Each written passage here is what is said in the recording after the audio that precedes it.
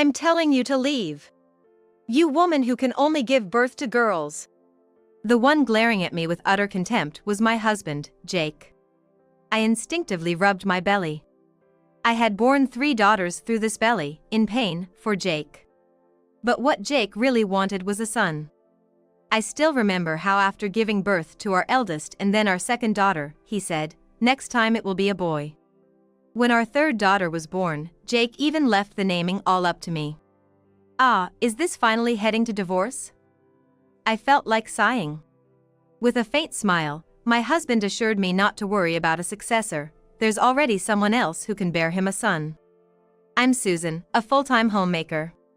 And I just turned 40. I live with my husband, Jake, and our 3 daughters. It's been 3 years since I gave birth to our third daughter. This month, I've decided to quit being a homemaker to go to work.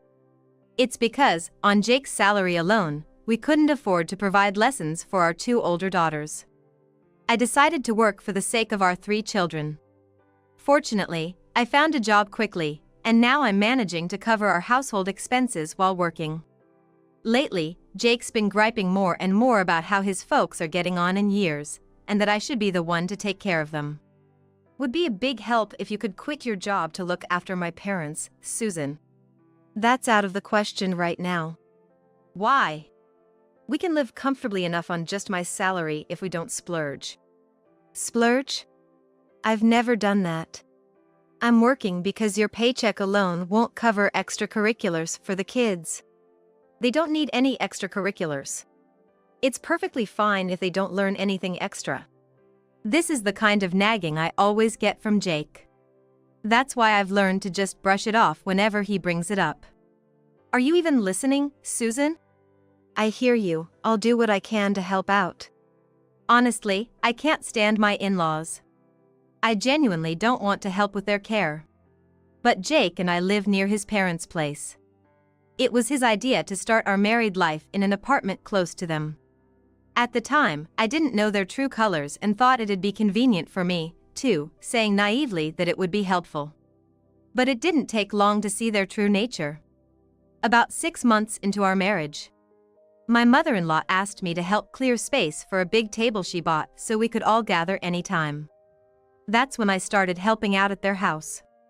I found myself constantly bossed around by my in-laws, being told where to put things, to tidy up, to serve tea, like some kind of servant. Being newly married, I couldn't handle it well and just kept helping as they told me to. Because of that, each time I visited their house, they treated me worse and worse. Every visit, I was like a little maid, having to listen to the in-laws boast about the old days or complain about their struggles for what felt like hours. And then, they'd end up meddling in our private life, pressing us to quickly produce a male heir. Even my husband, who said he wanted kids, would say things like, "Of course, I'd prefer a boy. Actually, if it's not a boy, there's no point in having one." When I was pregnant, all that those 3 cared about was the baby's gender. When they found out our first child was a girl, they insulted me and said things like, "Well, there's a saying, first a girl, then a boy. She'll be handy to have around." When the second and third turned out to be girls too, the in-laws openly lost interest in them. They'd just keep saying, "Next time, make sure it's a boy." Why is this house such a mess? There's no rowdy boys running around, and still, you use being busy as an excuse. Can't you even clean properly? Maybe it's your laziness, that's why you can't have a boy. All these girls and all they'll do is get married off elsewhere. They can't be successors. You should be taking care of us, the heads of the family, instead of wasting time on girls who are no use as heirs. To think these are their own grandkids they're talking about. I never invited them in the first place, and I sure as heck don't want to go to their place. Being dragged to their house and treated like this is more than I can stand. I've told Jake countless times that I want to keep our distance from his parents, but it's like talking to a wall. The house being a mess is a fact. Girls are supposed to play quietly and read books, right? Instead, they just scatter their stuff everywhere. If you can't manage housework and childcare, which are supposed to be a woman's job, then it's no wonder you're being criticized. How can you say that when we're both working to raise our 2 kids? It's impossible for housework and childcare to be only my responsibility. If working is your excuse, then just quit and be a stay-at-home mom. If you can't do that, then what my mother's saying is right. You think you can support me and our 3 daughters on your salary alone? That's why I'm working, too. It gives me a headache just thinking about it. Sure, there was a time when men worked and women took care of the home and kids. But those days are long gone. Now it's normal for wives to work, too. But to accept the changing times while still insisting that housework and childcare are solely a wife's responsibilities is just too convenient. No matter how much I try to convince him, Jake just won't change. Mom's right. It must be as Dad says. Every time I heard these words, thoughts of divorce crossed my mind. But my daughters, oblivious to everything, were fond of Jake. Only the eldest, a middle schooler, seemed to have some reservations about Jake. Being in the throes of adolescence, she didn't seem to be very interactive with Jake. Yet, whenever I saw the third girl innocently laughing and clamoring to be held by Jake, calling him Daddy, Daddy, I couldn't bring myself to go through with a divorce. 3 months had passed since then. For some reason, Jake started coming home late more frequently. I was suspicious and asked him when he returned home. Jake, you've been quite late recently. Is something up at work? No, it just happened today. A junior messed up, and I had to cover some overtime. Don't worry about it.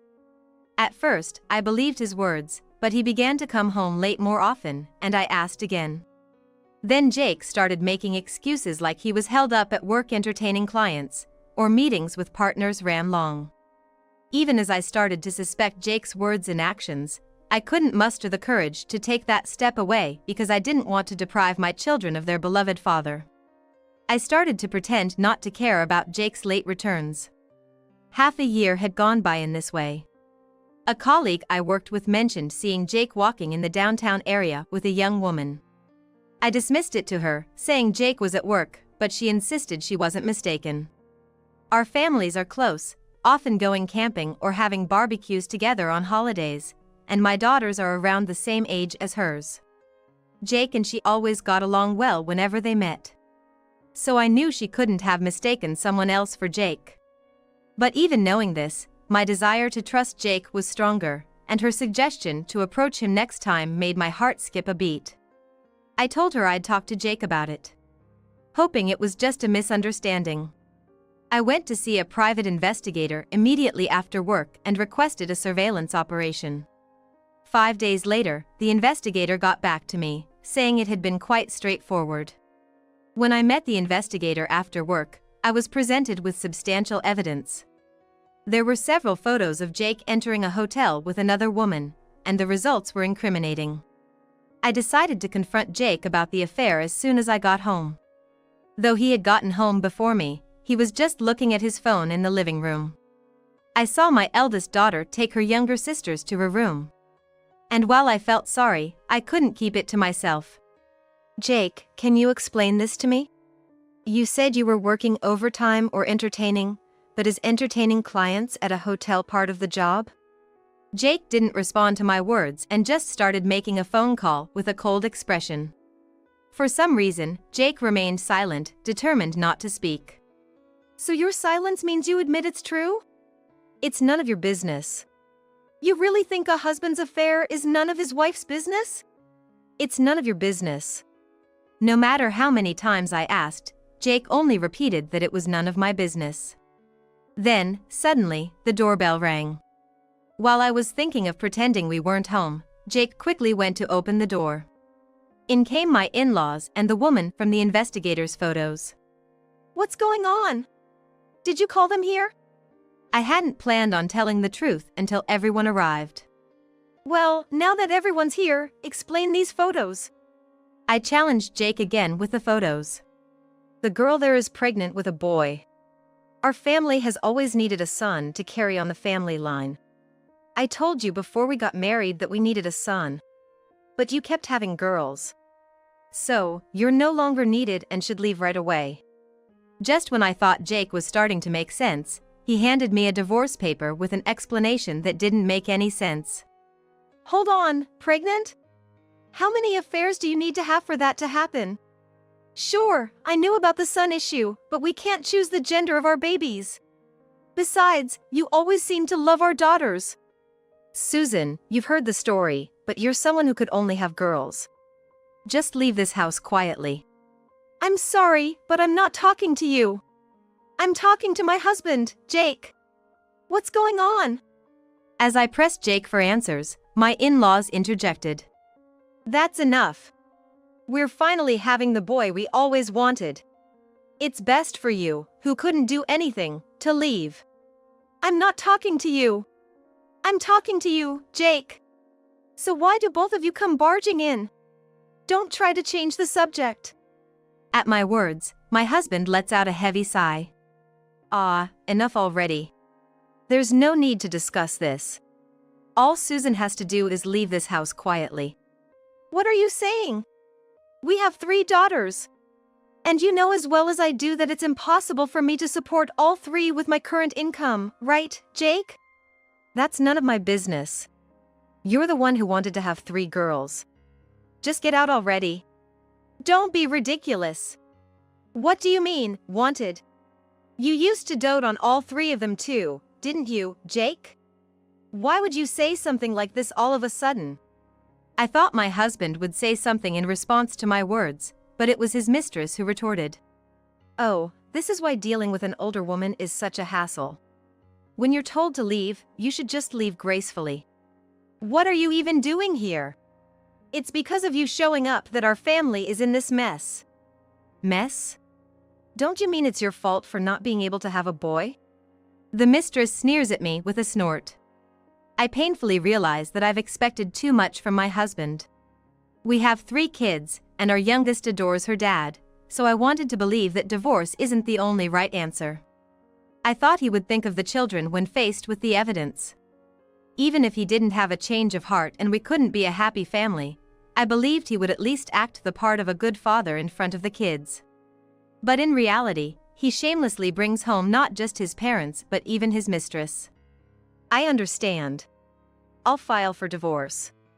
I was too naive. That's what I realize as I stand up to pack my things. I had thoughts about the mistress, smirking as she watched, but I didn't care anymore. I snatched the divorce papers from my husband and signed them. I write my name as the guardian for our daughters. I'm taking custody of all 3 girls. I'll be filing for alimony and child support later. I'm leaving now, but I'll come back for the things I can't take with me today. Do whatever you want. My in-laws, who usually make snide remarks, listen to our conversation with dissatisfied expressions. It seems they've left this discussion up to my husband. Knowing this, my husband confidently tells me off. Feeling the tense atmosphere, I hug my eldest daughter, who has been cautiously observing from the room. Maybe she understood just from that because she immediately started packing her things. The middle and youngest daughters, thinking they are going on an outing, cheerfully prepare their to-go bags. Even as we gather our bare essentials and head for the front door, no one comes out from the living room. The middle and youngest daughters look puzzled, but when they wave goodbye cheerfully, they leave the house in high spirits. I call my parents' house. I haven't been home much since I moved far away after getting married. Despite the sudden call, my mother tells me to come back as soon as I can. They offer to pick us up, so we decide to stay in a hotel for the night. There, without telling my daughters about their father's affair, I explain, Daddy and Mommy are just heading down different paths now. The younger 2, who love idols, recall a recently disbanded group who had said the same thing. Does that mean we can't be together anymore? It seems my eldest understands what I'm saying. I return to my parents' home with my daughters, and we are swamped with changing our family registry and various other legal and administrative processes. And before I know it, 2 months have passed, and I successfully received alimony and child support from my husband and his mistress. I had filed for compensation for the affair against both, and additionally for child support from my husband. Not wanting to see their faces ever again, I conducted everything through a lawyer. It cost money, but it was worth it to avoid the stress. The lawyer's visit to my in-laws to discuss alimony and child support was met with their silent bitterness, like they were swallowing a bitter pill. Nevertheless, my husband had an affair and even got another woman pregnant, which looks bad to outsiders. To prevent more complications, both my husband and my in-laws hastily gathered the funds for payment. It seems they even covered the mistress's portion of the alimony. Another 3 months go by. While we can't afford luxuries, my parents have supported us, and the 6 of us have been able to start living a peaceful life together. I was just beginning to get used to life without my husband, as were our daughters. On his day off, my husband suddenly called me. When I ignored him, the phone kept ringing over and over. I thought it would be trouble if it kept ringing until our daughters returned from their lessons, so I reluctantly decided to answer my husband's call. "Good, you finally picked up. What do you want all of a sudden?" "Well, you see, the woman I cheated with just gave birth." "What am I supposed to say to that?" I was about to hang up coldly when my husband suddenly raised his voice. "The legs! I mean the crotch!" According to my husband, the child that his mistress had given birth to was a girl. Moreover, it wasn't a case of a mix-up during the ultrasound. The doctors had been saying it was a girl from the start. The mistress had lied about the baby's sex because she wanted to marry my husband, who apparently would have considered divorce if it weren't a boy, but his parents put a stop to that. They were worried about not having any grandchildren if things continued as they were, so my husband called off the divorce. He was supposed to be thinking about having another child right away, but his life was in shambles, and he couldn't focus on that. Right after the birth, she couldn't work and had no income. She'd refused to do housework perfectly because of child rearing, and she flatly denied doing any caregiving for my in-laws. Of course, if you're living with a baby who may or may not have a steady head yet, it's going to be like that. It's tough to take care of household chores perfectly when you're desperate with a baby, and you don't have the physical strength or spare energy to take care of elderly parents. Yet, living with this new wife, my husband now told me he was thinking of divorce again. "So? What do you want me to do about it?" I responded coldly, and my husband said, "Susan, please, can't we start over?" "Huh? As if I have any intention of getting back together with you now." I lashed out at him. "Don't talk like that. Despite having thorns like a rose, you're delicate and bloom beautifully, aren't you? I love that about you, Susan. Let's give it another try." My husband was trying to hold me back with his poetic words. Those words gave me chills. "Susan, are you listening? We've been together for a long time. Your feelings haven't changed just because we've been apart for a bit, have they?" Perhaps I would have been moved by my husband's words of love if this were back when we were married, but after discovering his affair and getting a divorce, all I could feel was coldness. I just gave a bitter smile. "You're smiling, so that means you forgive me, right?" My husband happily misunderstood. "Huh? You're totally clueless." That was a bitter smile. "I'm not laughing, and I haven't forgiven you." "Why do you have to say that? Susan, please consider getting back together. Haven't we always been doing well? You were happy with me, weren't you?" "We were not doing well, that's why we fought so many times. I wasn't happy, that's why I divorced you.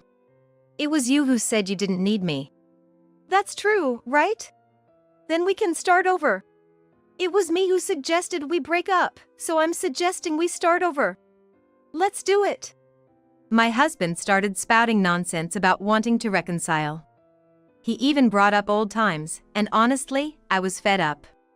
But then, a thought struck me, and I changed the subject. "Oh, about Kate. Why do you know her name? She didn't introduce herself that time, did she?"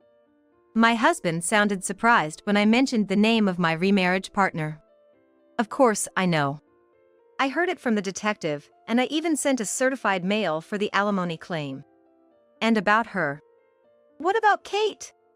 "I was just wondering who she might be targeting next.